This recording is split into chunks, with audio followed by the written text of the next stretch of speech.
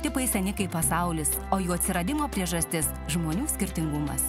Apsidairykime ir įsitikinkime, ar žmonės iš svečių šalių tikrai kitokie. Sveiki! Ką mes žinome apie pilvo šokį? Daugelis manome, kad tai rytietiškas šokis atliekamas būtinai apnuogintų pilvuku, o šiais laikais rytų šalyse tapęs turistų viliojimo įrankių. Tačiau kaip yra iš tiesų? Visa tiesa iš Lietuvoje gyvenančio egiptiečio lūpų. Kiek žinau iš istorijos, pilvo šokių pradžia buvo prieš 7000 metų, gal ir daugiau. Tuometinės egiptietės labai mėgo muziką ir šokti pagal ją. Jos perteikdavo muziką ją supantiems žmonėms. Jei pažiūrėsite į senovinius piešinius, pamatysite, kad jos šokdavo taip ir taip. Visi šie piešiniai simbolizuoja šokių judesius, kurie naudojami ir šiandien. Beje, kostiumai išliko tokie pat.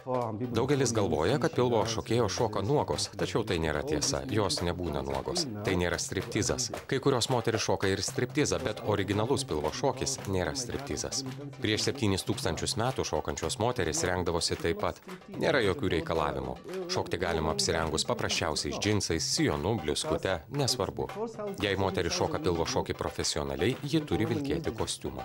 Oficialus toksai prisistatymas tai išties buvo šiandien pats pirmas per Tarptautinę migrantų dieną, kuris atlydėjo kartu jo kolegę, manyčiau taip greičiau, ar ne, nes jisai akomponuoja kolegijai savo, padeda, jinai šoka, o jisai, kaip pasakyti, ritmą palaiko ar derina kartu prie jo šokio. Taip, tai buvo pirmasis toks šokis, kuris ir pirmasis prisistatymas mūsų centre. Bet šiaip, kiek aš žinau, tai jisai daro įvairius tokius pristatymus organizacijose, kas pasikviečia. Šiandien, kada aš pranešiau, kad mes turėsim belly dance, tai buvo tyla.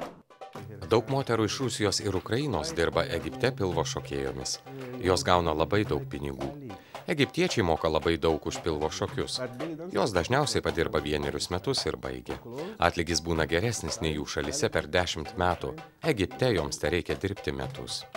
Aš manau, kad griežto kažkokio, tai yra stereotipinio nusistatymo, tai tikrai nėra. Bet galbūt mes lietuviai esame šiek tiek šaltesni, o tas jų pilvo šokis vis tiek yra kažkiek tai ir pačio to nuogumo.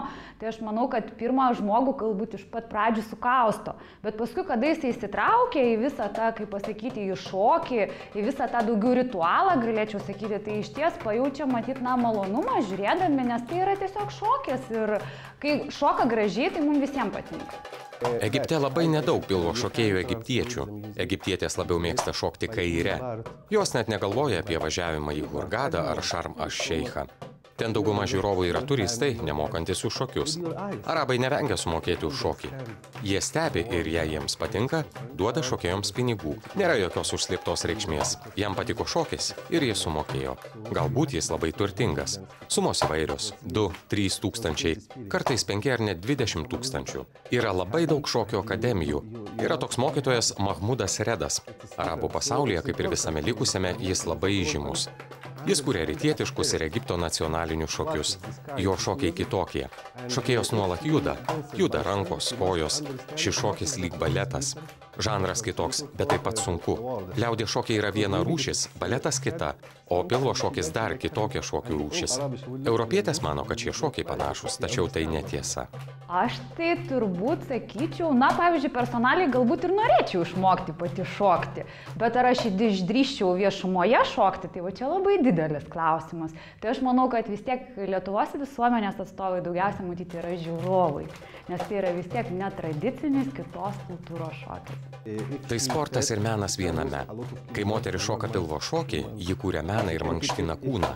Per mėnesį ar 2 ji gali žymiai sulieknėti, o tęsdama šokius palaikyti gražią figūrą.